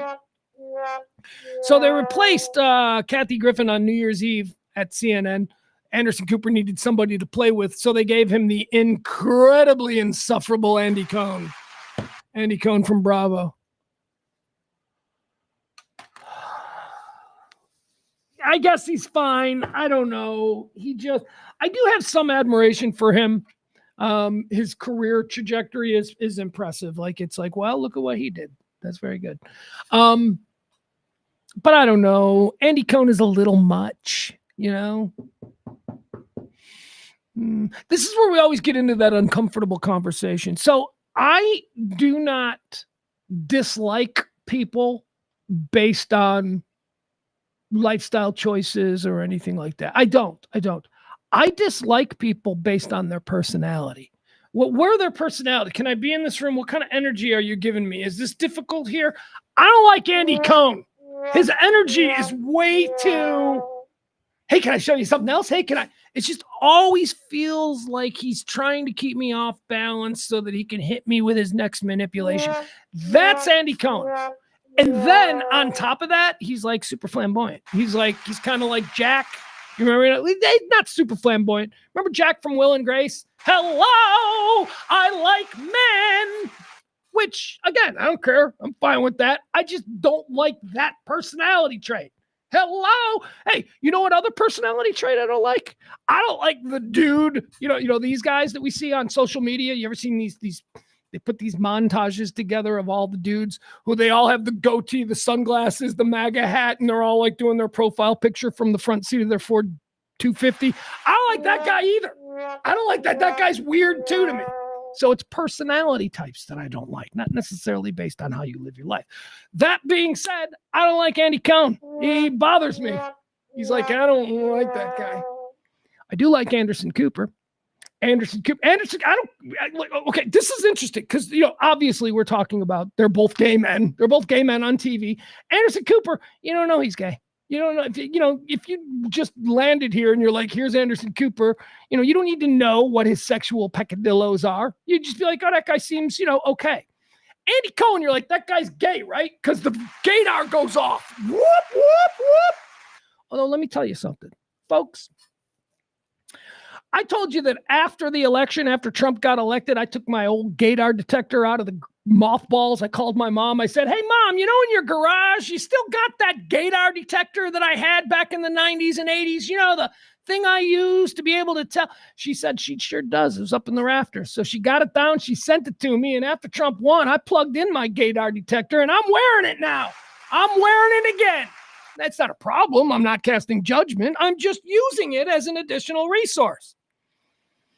It's pretty fritzy, though. It's got to be. I think it's on the fritz. I think I need to get my gaydar detector. I think I need to get it fine-tuned because I saw a story today that I was like, whoa! I saw a story today that James Corden is heartbroken because some chick he's in love with isn't into him. And I'm like, James Corden is straight? What? My gaydar detector is like, James Corden likes dick, James Corden. That's just irrefutable as far as my gaydar detector goes. It's telling me he's gay, and apparently he's not. I think he is. I think he might still just have a mother who's still alive, if you know what I mean. Anyway, my gaydar detector tells me James Corden is gay. Apparently he's not. Point is this. Anderson Cooper, Andy Cohen, and all of the nonsense that they're doing there on CNN on New Year's Eve is just way too icky for me. I am not into it. It is way too in your face. Then watch something else. Well, I did. Okay, I did. Now, I'm not calling for CNN to stop doing this. Except I am. I actually am calling for CNN to get Anderson Cooper off of that fucking New Year's Eve thing. I'm not saying you can't do a New Year's Eve spectacular. What I'm saying is stop using your high dollar anchors in these moments. All it does is denigrate their character. All it does is make me think the next time Anderson Cooper is talking about, some dead kid laying in the hallway of their middle school, I'm going to think about him doing shots and acting silly I just don't want that. CNN is wondering what happened to their reputation as this austere news, as journalists. That kind of shit. CNN got away from doing news and tried to be the Today Show. And it did it for 20 years. Why? Because other people had success with it. Fox News is having crazy success with it. But they're like a dark, evil Today Show. They're like mean. They're like, here's who you should be mad at today. And also, how to make waffles from scratch. Like, that's what Fox is doing. CNN tried to do that shit, too. They're trying to make themselves more likable. We don't want our news readers to be likable. We want them to be believable. Okay?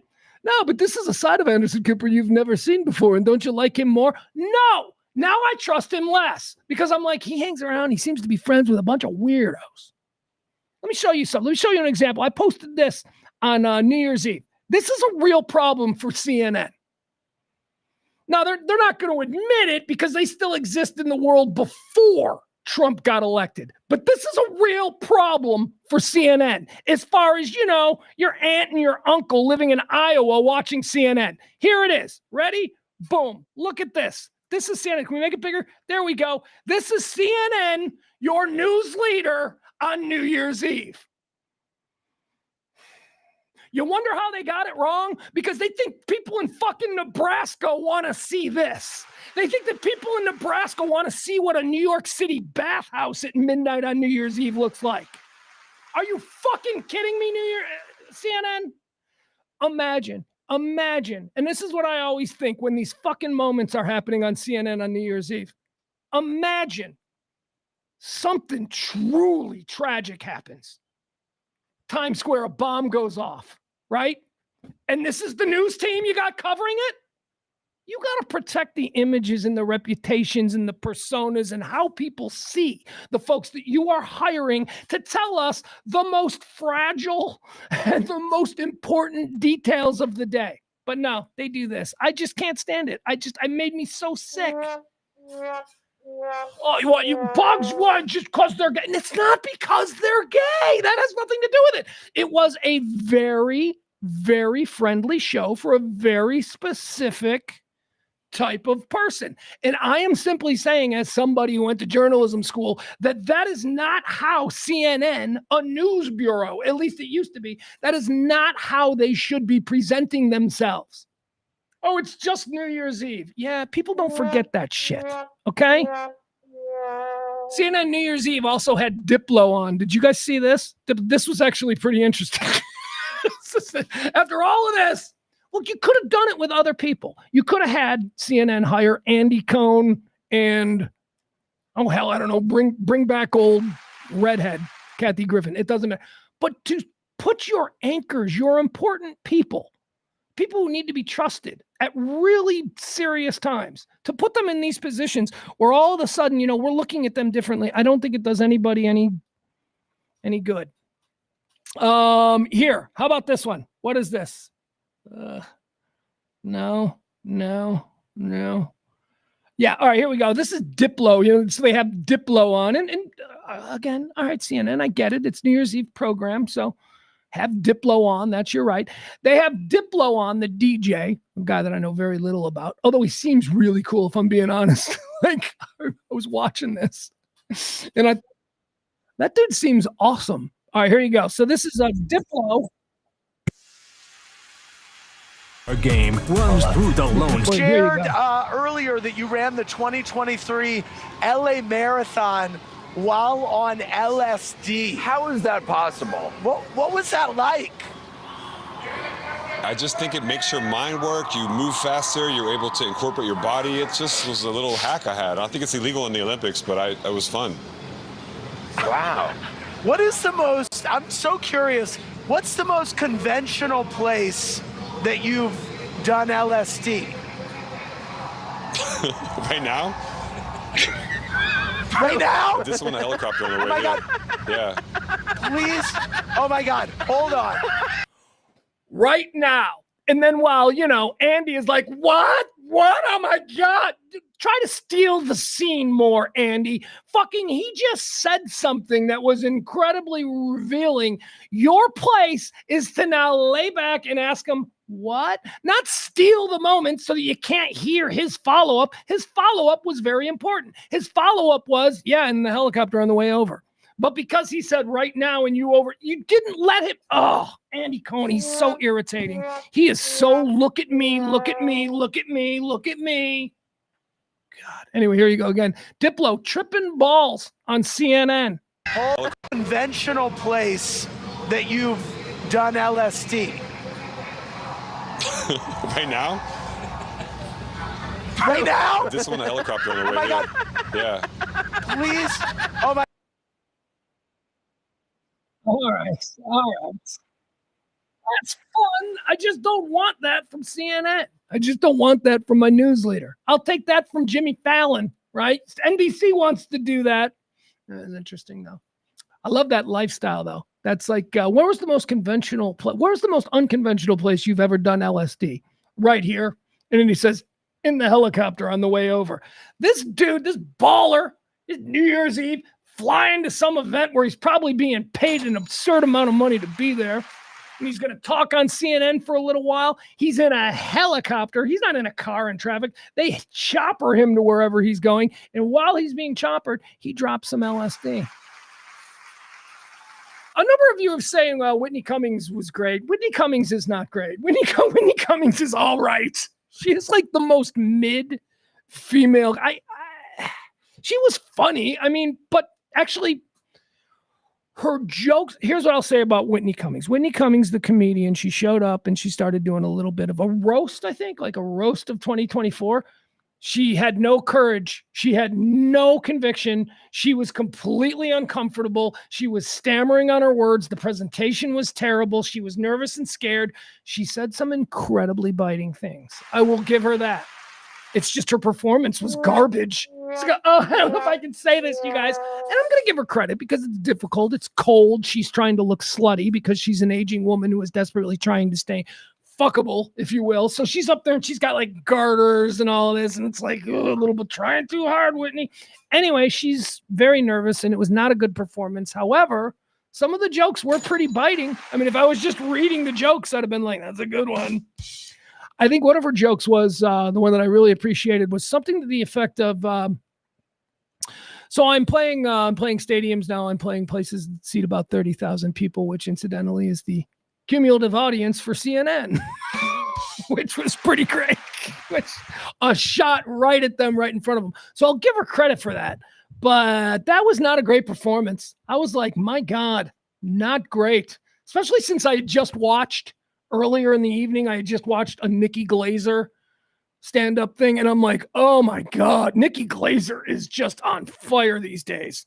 She is so good. And then I see Whitney Cummings, who I used to like, and I'm like, she's just not, this is nowhere near, she doesn't have any courage here. She's very frightened. She's not, when you get up on stage in a big moment and you decide you're going to slay the room, you're going to burn the theater down, like, Ricky Gervais was known to do at the Golden Globes, which is what I think Whitney Cummings was trying to do. You got to be all in. You got to be completely comfortable and not give a fuck what anybody says. I sense some real nerves on Whitney Cummings. So, yeah, that was another interesting thing about CNN's New Year's Eve night. Leslie, I love Andy and AC on New Year's Eve. Yeah, Leslie, there's nothing wrong with loving it. I think that you can absolutely enjoy that. My complaint is that it doesn't belong on CNN. It doesn't.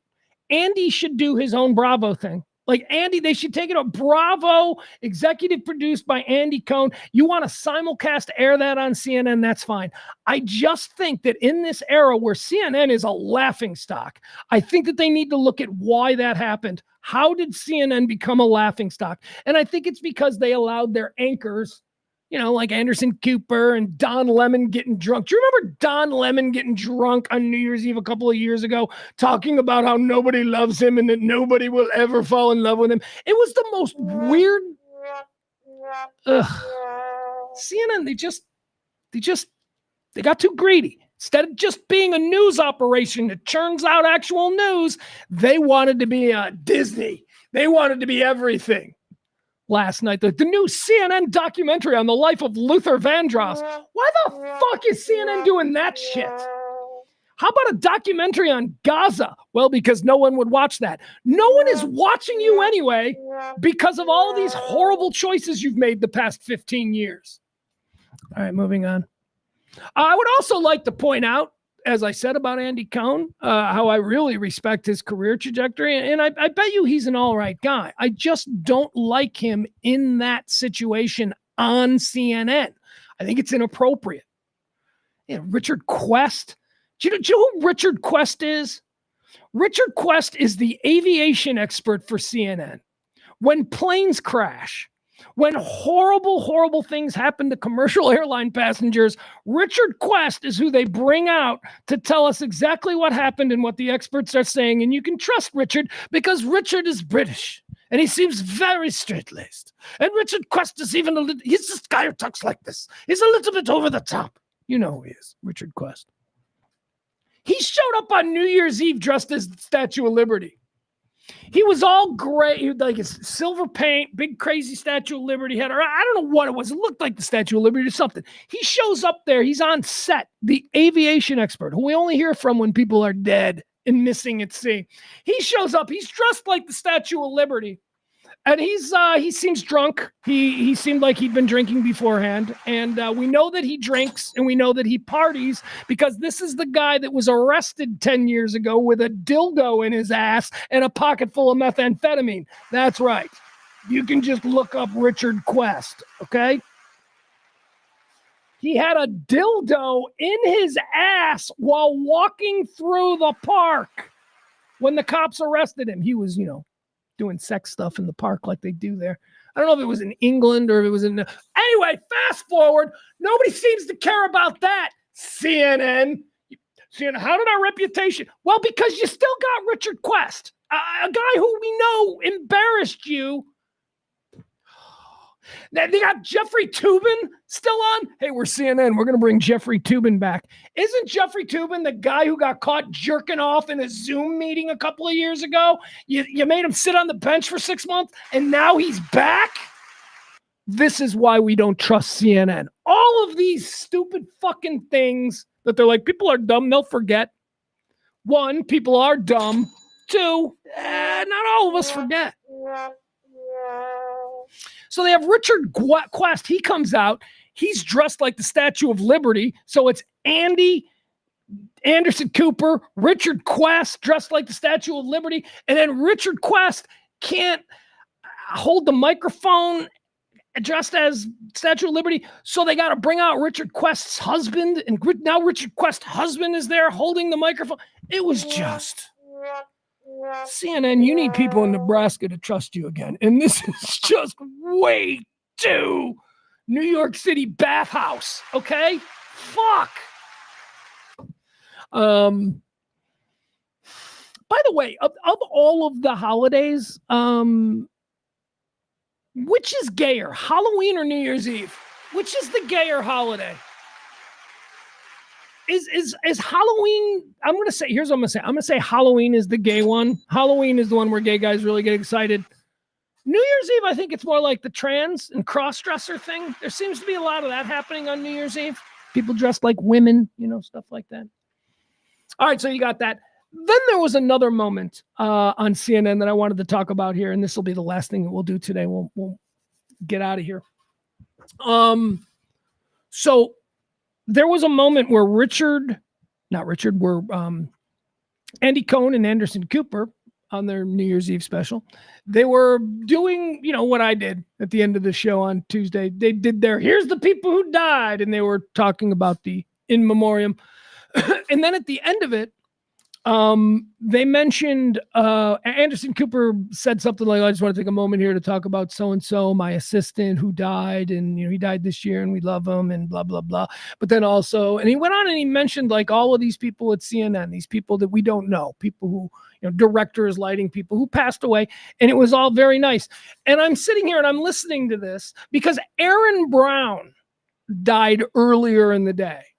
Now, if you don't know who Aaron Brown is, Aaron Brown was a staple at CNN. He was Peter Jennings at ABC's sort of heir apparent until CNN stole him away. Aaron Brown's first day on the air was September 11th. It was his first day on the air. He broadcast famously. You can find the YouTube. It's won him an Edgar R. Murrow Award for this. He's on the roof of CNN as the building is falling behind him. It's an incredible bit of journalism. It was his first day on the air. He had been at ABC and NBC before that for years and years. Aaron Brown was a legit dude, okay?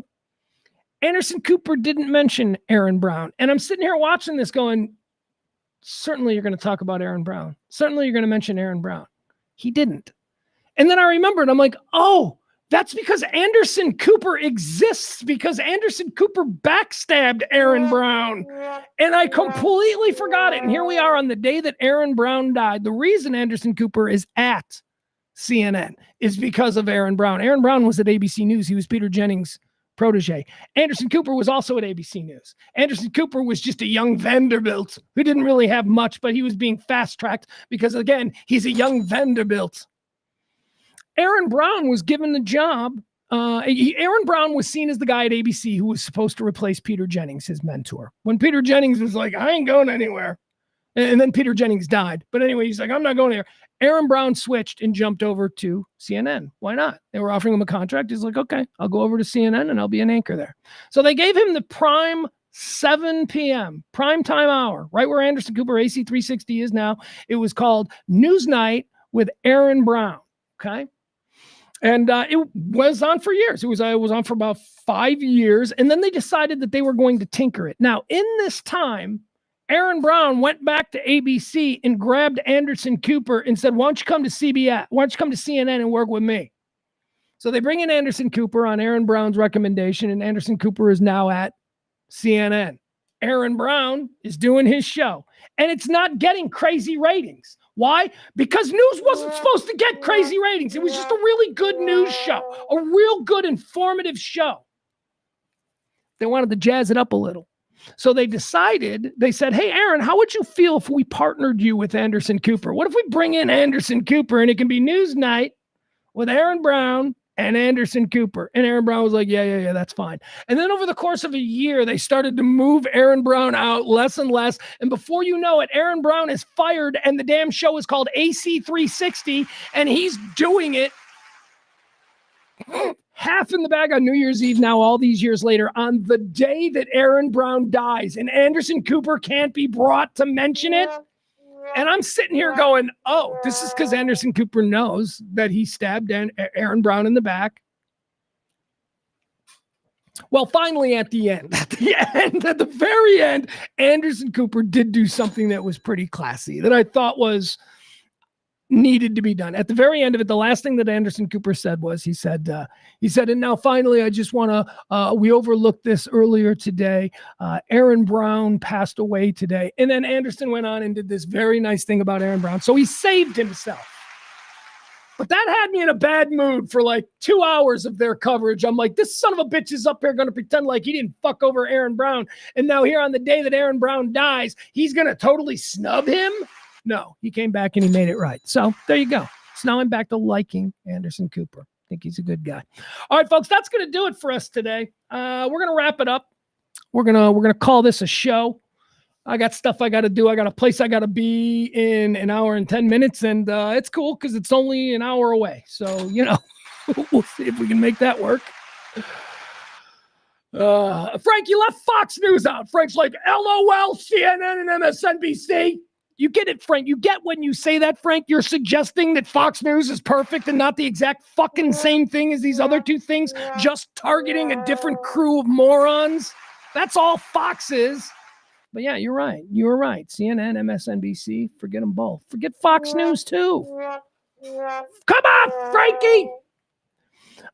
Kevin says the CNN New Year's special sounds like that scene from JFK when Joe Pesci and Kevin Bacon was spray painted gold.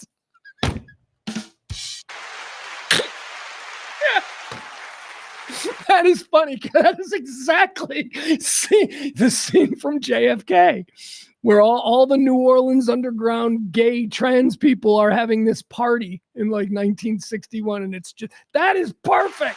That is absolutely what CNN's New Year's Eve show is. It's that scene from JFK. That is funny.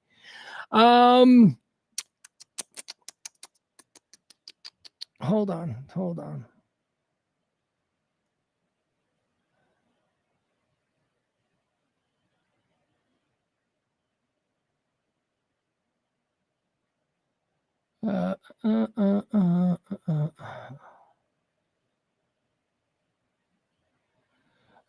Yeah, Barney's in there talking about the Cybertruck guy, self-inflicted gunshot wound. That's what the FBI said in the thing that we listened to. So he shot himself, and then apparently the thing blew up. So I don't know, whatever. Again, very elaborate suicide. All right, didn't kill anybody else. I don't know what you hurt some people, I guess, but nothing too serious. So that's regrettable. All right, folks, I love you. We'll see you back here tomorrow. And tomorrow we'll kick off the pledge drive. So, return them pop bottles for me today and be sure and send us the 80 cents that you get tomorrow. That would be great. Love you all. Go Notre Dame. You're right. Go Irish. Although let me just say this. I fully expect Notre Dame to lose by 40. Fully expect it. Because as a Notre Dame fan, I am used to being in the conversation of national champion in the weeks that lead up to these little tournaments. And then the day after they're eliminated, I'm used to everyone saying, they never should have been there. I'm used to that. So that's just how we do as Notre Dame fans. But whatever. I mean, it'll be fun. Here's what I think. Honestly, what I think might happen, I think Notre Dame could win this game, and I think they're probably going to win this game because I don't know anything about Carson Beck's backup. Georgia is starting a backup quarterback. Although it's Georgia, So he's probably a fucking good quarterback. You know, I mean, they don't get shitty quarterbacks. They just have inexperienced quarterbacks at some point. And so I don't know. But that is a chance. It is a chance. Come on, Riley Leonard. Come on. I don't know. We'll see. But even if Notre Dame does get through this, we're just going to get fed to the meat grinder that is Texas, which I fear is going to have very huge implications for my 15-year-old son, who's, you know, the two teams that he's really into, that he wants to go play college football for, is University of Texas and the University of Notre Dame. And I want him to go to Notre Dame first. I mean, I'd love him to go to Texas, but if he can choose from any, if they all come and recruit him, which they probably won't, let's be honest, but he is already getting recruiting letters. So anyway, his dream is UT and Notre Dame. If Notre Dame wins today and then goes and gets slaughtered by Texas, he's going to be like, sorry, Dad, but this was it. This was the moment. And then I'll have to be like, oh, no, wait, what about next year? What if it happens again next year? You got 2 years before you graduate high school, before you got to choose. So, yes, so it is a big moment.